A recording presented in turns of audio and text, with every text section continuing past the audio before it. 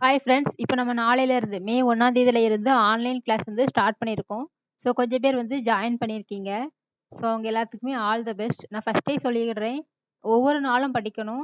லாஸ்ட்ல நம்ம வேலை வாங்குற வரைக்கும் படிக்கணும். இத மட்டும் மைண்ட்ல வச்சுக்கோங்க. ஸ்டார்ட்டிங் கொஞ்சம் கஷ்டமா தான் இருக்கும். புதுசா படிக்கிற மாதிரி இருக்கும். புரியாத மாதிரி இருக்கும். திரும்ப திரும்ப படிக்கிறது மூலமா மட்டும் தான் அது வந்து நம்மளுக்கு மைண்ட்லயே நிக்கும். ஒரு புரிதலும் உருவாகும். அதுக்கப்புறம் எக்ஸாம்ஸ்ல அப்ரோச் பண்றதுக்கும் ஈஸியா இருக்கும். ஸோ ஃபர்ஸ்ட்டு நம்மளுக்கு குரூப் 1 எக்ஸாம் வருது. ஸோ ஜிகே மட்டும் கொஞ்சம் கிளியரா நல்லா படிச்சு வச்சுட்டு, நீங்க சும்மா சாம்பிளுக்கு நம்ம அவ்வளோ தூரம் எஃபோர்ட் போடலன்னு நம்மளுக்கே தெரியும். சாம்பிளுக்கு மட்டும் ஜிகே வந்து நம்ம டெஸ்ட் அட்டெண்ட் பண்ணலாம். குரூப் 1 எல்லாருமே அட்டெண்ட் பண்ணுங்க. அப்பதான் ஜிகே வந்து எந்த மாதிரி கேட்டிருக்காங்க அப்படிங்கிறதுல ஒரு ஐடியா வந்து நம்மளுக்கு கிடைக்கும். சரியா? அதனால தான் ஃபர்ஸ்ட்டு 3 மாசம் வந்து நான் ஜிகே கிளாஸ் வந்து எடுக்கிறேன் அப்படின்னு சொல்லியிருந்தேன். அதுக்கப்புறம் குரூப் 1 முடிஞ்சதுக்கு அப்புறமா நம்மளுக்கு வந்து குரூப் 2 வரும். அப்ப நம்ம ஆல்ரெடி நம்ம தமிழ் சைட் பை சைடா படிச்சுட்டே தான் இருப்போம். அதுக்கப்புறம் நம்ம இன்டீரியரா அதாவது நம்மளுக்கு ஆழமா என்ன பண்ணுவோம் அப்படின்னா, தமிழ் வந்து சிலபஸ் வந்து கவர் பண்ணுவோம். கிளாஸ் எடுத்து கொண்டு போவோம். ஸோ அதனால உங்களுக்கு ஆல்ரெடி ஜிகே ஒரு நாலேட்ஜ் இருக்கும். தமிழ் வந்து நல்லா படிக்க ஆரம்பிச்சுரும். மறுபடியும் ரிவிஷன் பண்றதுனால கான்செப்ட் வைஸா நம்மளுக்கு நல்லா கிளியர் ஆயிரும். ஸோ இதுல வந்து பார்த்தீங்க அப்படின்னா, ஒரு டாபிக்க நம்ம ஒரு நாள் மட்டும் படிக்க போறது கிடையாது. திரும்ப திரும்ப படிப்போம். மந்த்லி ஒன்ஸ் வந்து நம்மளுக்கு ரிவிஷன் டெஸ்ட் மாதிரி இருக்கும். ஸோ ஃபர்ஸ்ட் ஒரு 3 டெஸ்ட் வந்து என்ன எழுதுறோமோ, 4வது டெஸ்ட் வந்து அந்த 3யும் சேர்த்து நம்ம படிக்கிற மாதிரி இருக்கும். ஸோ மந்த்லி ஒன்ஸ் உங்களுக்கு ரிவைஸ் பண்ற மாதிரியும் இருக்கும். மறக்காது. சரியா? நல்ல ஒரு ஐடியா தான் இதெல்லாம். சரி, இப்போ வாங்க நான் எப்படி படிக்கணும்னு சொல்லிடுறேன். நான் சிலபஸ் வந்து உங்களுக்கு குரூப்ல வந்து சென்ட் பண்ணியிருக்கேன். ஸோ இந்த பிடிஎஃப் வந்து பார்த்து வச்சுக்கோங்க. ஃபர்ஸ்ட் வந்து தமிழ். தமிழ் வந்து ஸ்கூல் புக்கு தான் பேஸ். சரியா? அதுல நமக்கு கிராமர் எல்லாமே வந்து ஒரு புரியிற மாதிரி குடுத்துருப்பாங்க. அண்டர்ஸ்டாண்ட் பண்ணிக்கிற மாதிரி குடுத்துருப்பாங்க. தமிழ்ல படிக்க வேண்டியது செய்யுள் பகுதி. செய்யுள் பகுதி நம்மளுக்கு சிலபஸ்ல கம்மி பண்ணிட்டாங்க தான். ஆனா நம்மளுக்கு ஜிகே டாபிக்ல அது யூஸ் ஆகும். ஸோ செய்யுள் பகுதி எல்லாத்தையுமே வந்து நல்லா வந்து படிச்சுக்கோங்க. அதுக்குன்னு செய்யுள உட்காந்து படிக்கணும்னு அவசியம் கிடையாது.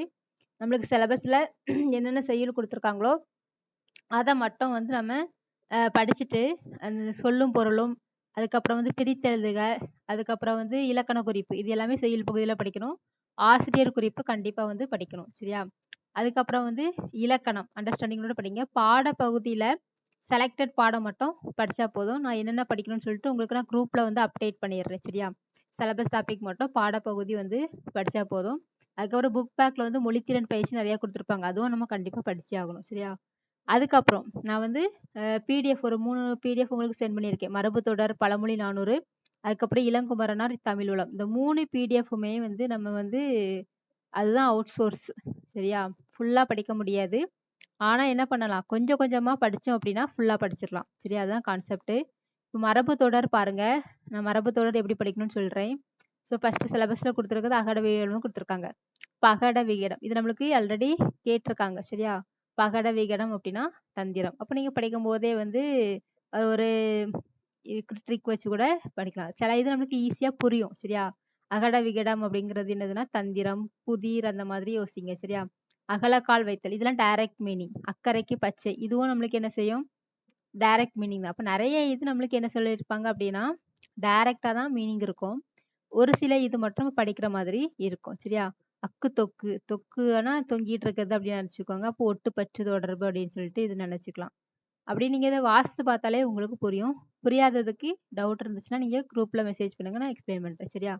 அடுத்தல என்ன குடுத்துருக்கோம்? பழமொழி 400. இது வந்து ரொம்ப இம்பார்ட்டன்ட். சரியா? ஏன்னா நம்மளுக்கு பழமொழிகள் வந்து டைரக்ட்டா தெரியும். ஆனா இந்த மாதிரி பழமொழிகள் வந்து குடுத்துருக்கிறது தெரியாது. இப்ப பாருங்க. அருகதேவன் வணக்கம்னு குடுத்துருக்காங்களா?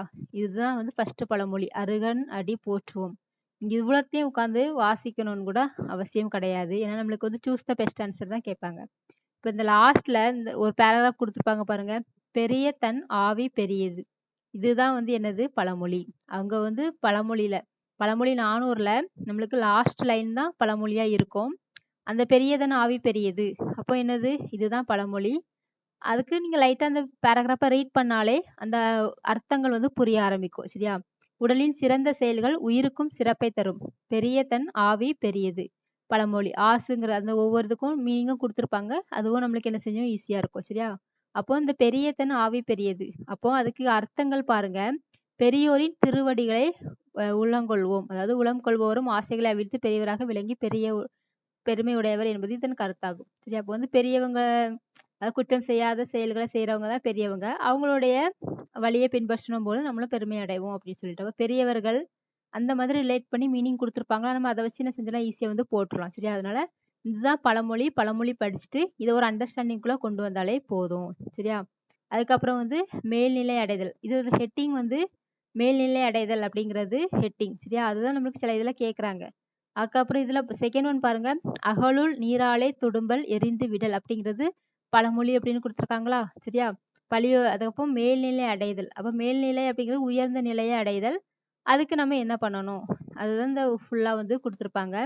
அப்போ வந்து "அகழில் உள்ள நீரில் நீர் துளும்ப குதித்து தூய்மை ஆவேன்" என்பது போல, அது என்ன பண்ண அதாவது என்ன குடுத்துருக்காங்க அப்படின்னா, பூக்கள் மலர்ந்திருக்கும் கடற்கரை நாட்டின் உரியவனே ஒரு உவமை மாதிரி குடுத்துருக்காங்க. ஒருத்தர் வந்து பழி செயல்களை செஞ்சாங்கன்னா, அந்த பழிய போக்கிக் கொள்றதுக்கும் அவங்க என்ன செய்யணும்? வழிகள அறிந்திருக்க வேண்டும்.